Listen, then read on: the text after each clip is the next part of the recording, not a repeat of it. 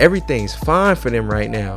But for me, I had nothing. Stuff not going right at the crib. My mom need help. I'm really low key at rock bottom. If I did not lean on him, if I did not go to God, cry to God, and give it to him, and handle my valley well, I would have never gotten to that peak in broken history. I took some losses they never would know. Took the long route they had cut me before. We was down bad talking broken and broke. Now I'm dealing hoping it's all for the low. Get HWL, get your dough back. Get HWL, get your dough back. Ain't selling no mid, it's a whole pack. And young and I give you the whole pack. Get HWL, get your dough back. Get HWL, get your dough back. Ain't selling no mid, it's a whole pack.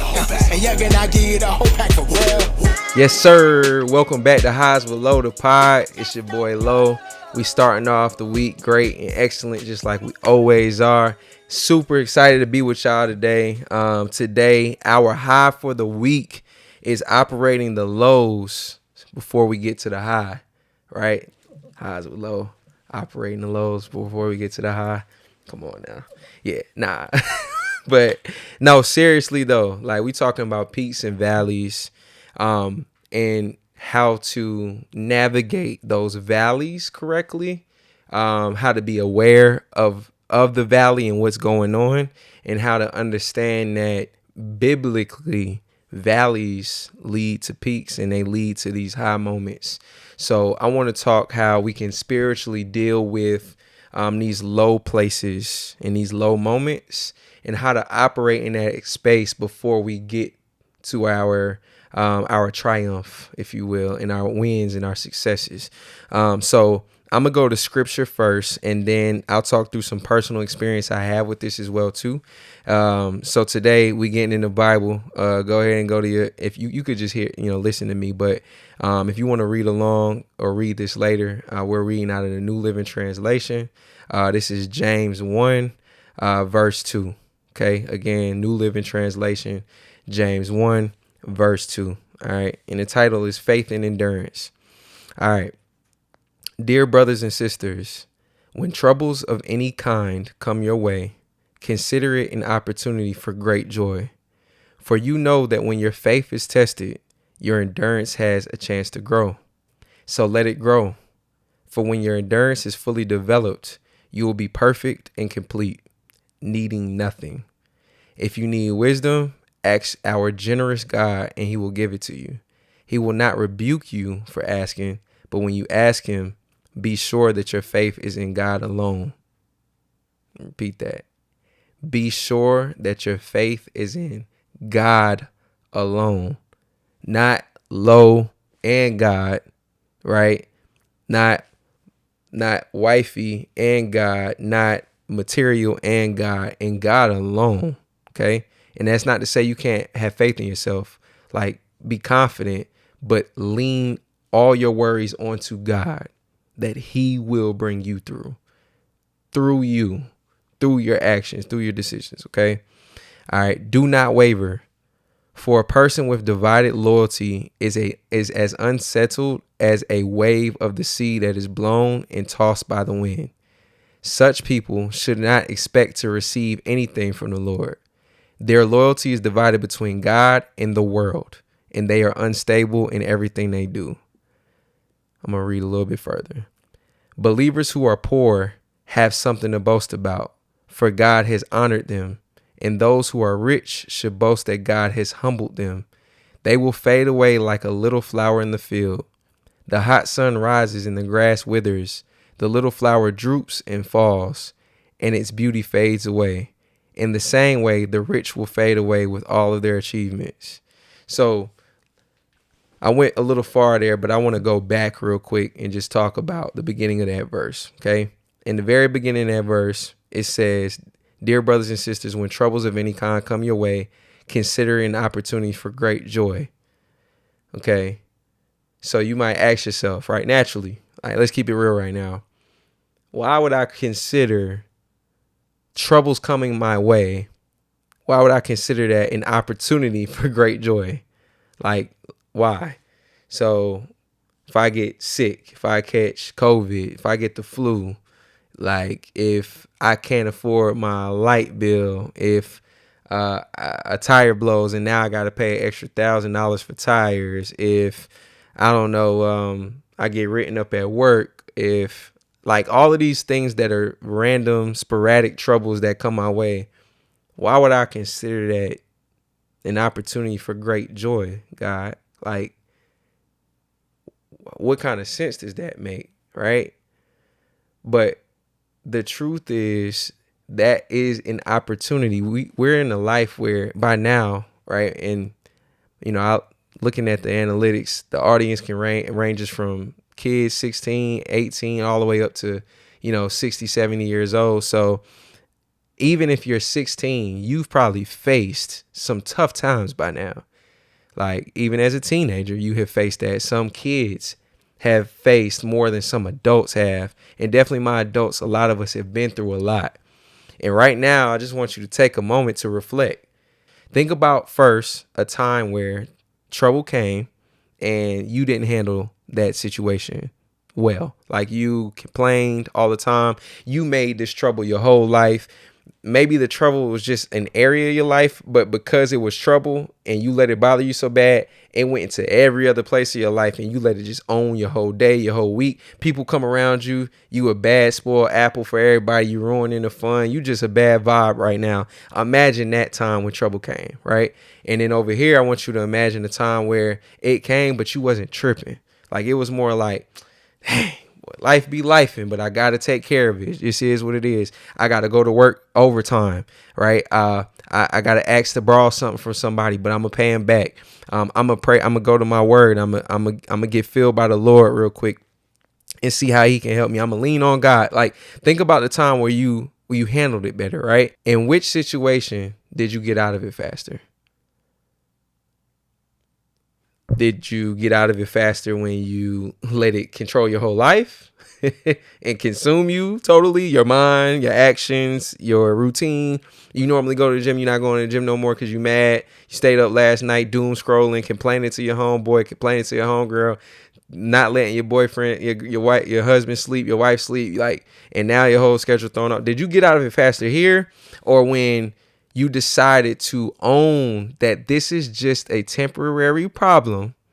I'm going to lean on God. I'm going to be confident in myself. I'm going to get out of this. Which time did you get out of it faster? Okay.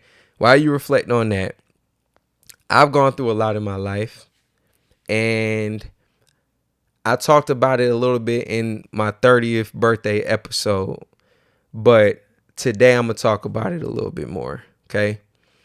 When I was 17 years old, I decided I wanted to go to the military, and I was going to go to the Air Force. And so I took the ASVAB and I scored a really high score. I qualified for the Air Force and more. Like, I did a really great job. And I was so sure that I was going to the Air Force that I didn't even take my SAT or my ACT my senior year. I'm like, I'm cool. I'm not going to school. I never was a college type of person. Never was. If you was in class with me, you sat next to me, you probably helped me get my diploma, straight up. Like, me and you both. As my dog would say, Stunt would say, like, that diploma need both our names on it, because I needed help. And that said, I knew what I wanted to do. And so I knew I didn't need those tests. So I didn't prepare well. I didn't do any college applications. To this day, I've never done a college application. And so that said, I knew what I wanted to do. I put all my eggs in one basket. Okay. Well, I used to hoop also. Okay. And anybody that grew up with me, I was okay at basketball for sure. And I played varsity. I played in my 11th grade year, 12th grade year. I stopped. And I stopped because my mom needed help. Okay. And she never asked me to do that. She never wanted me to stop playing ball. My mom would do 3-4 jobs, whatever she got to do to allow me to still play ball. But as a man who loves his mom, is not going to let her burn out like that, I knew I had to provide. And so I didn't play basketball my senior year. I quit, and I got another job working at Jimmy Jazz, where I worked before. I was working at Jimmy Jazz, working at McDonald's. I was throwing parties, Like I was with DJ Puff, shout out to Puff, carrying his equipment to the club, getting a little $50-$100 a weekend with my dog. Like I was doing anything to get money. And so that's what I had to do. And that's what I was doing. And so one day I found out that I had a pituitary gland tumor in my head. And it was something that disqualified me from the military. Well, just to give you a timestamp, I find this out in like December of my senior year. I haven't done anything to prepare for school. Come around, I'm trying to figure out what I'm going to do.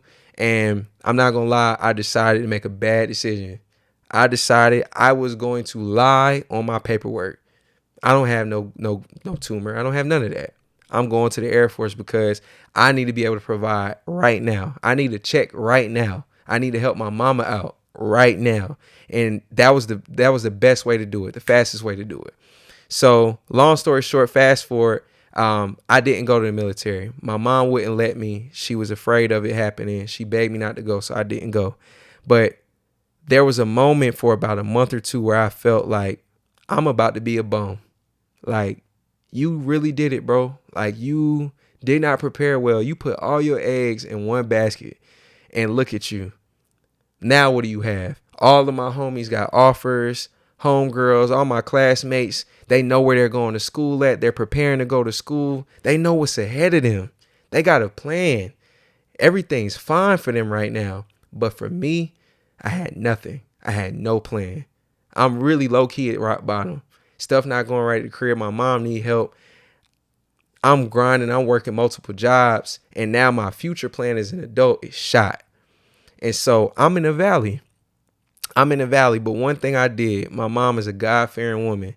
And in the middle of the night, early in the morning, she'll break out into praise. She'll break out into prayer, crying her heart out to God. And so that's what I seen. And so I locked in with God like no other. Talking about all the way tapped in with Jesus, like talking to him, leaning on him and praying, God, give me something. Give me something. I know you ain't bring me this far just to leave me. Like, I know you're going to set me up well. I know I'm supposed to be bigger. I know I'm supposed to be better. I know I'm supposed to be successful. I know I'm chosen. Like, truthfully, from the jump, I knew I was chosen. And so I leaned completely onto him. And one day I was in class and we had a substitute teacher, and I never cared to listen to no sub. Y'all know how we do. Sub come in the room, bro. We ain't paying you no attention at all. It's play day. It's time to go. We in the back doing what we doing. But this day I was in the front and I was locked in. And I was locked in so hard that I heard him say, hey, some of y'all not going to go to the military. Some of y'all not going to college. Some of y'all are going to go straight to the workforce. And I bet nobody in this room has a resume built. Matter of fact, let me tell y'all a couple jobs locally that's hiring right now. And he named a couple, and then he said the company I work for now. And when he said that, I'm like, I think I know somebody that works there. So shout out to Juice, shout out to Monte, my dog, my brother. Shout out to his mom, Miss Stacy Young. She like my mama too. Without her, Charles Kears, Jada Willis, I don't know what I would have done. But when I thought about her, I knew she worked there. I reached out to him. I'm like, yo, can I get your mom's number? This is my situation. My dog put me in contact with her. And from there, she took care of me like I was her own. But I will say that process was not easy. I was 18 and they had never hired an 18-year-old in the history of the company at all. And she kept it real with me. She like, look, we ain't never hired nobody this young. Like, I don't know how this is going to go, but we can give it a shot. And so she like, you got a resume? I'm like, I can create one. So I went home. I put together a paragraph. Said I worked at Jimmy Jazz, McDonald's. I cut grass. I sold candy in school. A makeshift resume. This resume was weak. But it was mine, though. It was my resume. And this is the most childish resume they had to see in history to this day. I got, after, I gave my mom some money and I had my part of my money. I bought a suit. Matter of fact, the same suit that I wore for senior day, I wore that suit. And my resume wasn't good enough, so I went and got one paid for. I paid for a professional resume, and all it did was make cutting grass and selling candy at school look like something better. But it was just, that's all it was. So long story short, I went to the building. I went for an interview, and I rocked out. I did a great job. I'm skipping the part just for time, but just know that God gave me that job 7 interviews later. For the sake of time, I'm not going to tell the whole story. But 7 interviews later, I got that job. At 18, I became the youngest employee in the history of that company, and I work for a Fortune 500 company that has 100,000 plus employees. I was the youngest employee at the time.